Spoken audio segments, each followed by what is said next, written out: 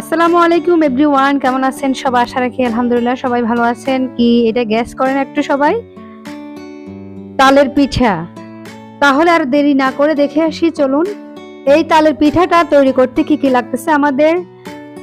এক হচ্ছে চাউলের গুঁড়ো, দুই হচ্ছে তালের রস, তিন হচ্ছে নারকেল। আমি স্কিপ করে দেখাচ্ছি, আপনারা আপনাদের আইডিয়া মতো তৈরি করবেন।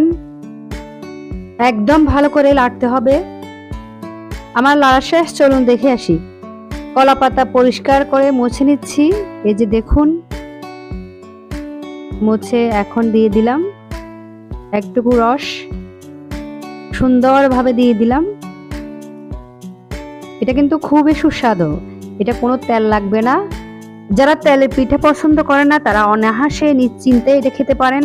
অনেক সুস্বাদু একটি পিঠা। এটা ভাঁজ করে দিয়ে দিলাম। এই যে দেখুন,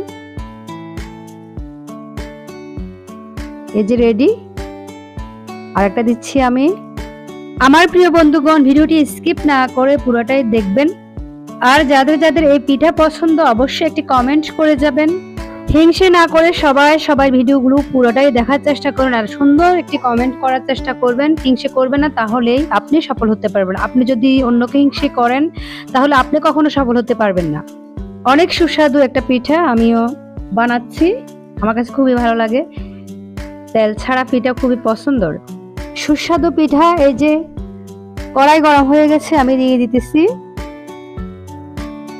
মাটির চুলায় রান্না পিঠা তৈরি করা, কি বলবো, অসাধারণ। কিন্তু এই যে হয়ে গেছে আমার পিঠা, স্কিপ করে দেখাচ্ছি, আপনারা দেখেন।